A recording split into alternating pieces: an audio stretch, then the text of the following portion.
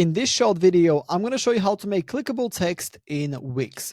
The first thing I want you to do is to head over to your Wix editor and find the text that you want to make clickable. It doesn't matter whether it's a paragraph, a heading, or another type of text. The process that you need to follow will be exactly the same.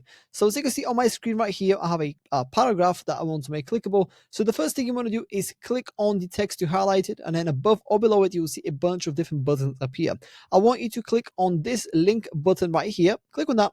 And then here we need to select the destination for the text itself, which will make the text clickable. Now, as you can see, there's a bunch of different options that you can choose from. You can have none if you don't want there to be any link at all. However, if you want this particular text, once clicked, to take the person to a specific area of your website, for example, page right here, you have to choose a page, and then you have to choose one of the pages on your Wix website. If you want it to be an external web address, click on this here and then copy the URL of the destination right here. You can also set it for anchor or a section, top or a bottom page, and document, email, phone, or a lightbox.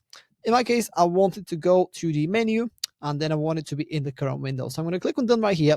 And as you can see, the text is already underlined, which means that it's a hyperlink now, which means that the text is now clickable. So let's go ahead and click on preview right here and see what the text does once I actually hover over it. As you can see, it becomes clickable.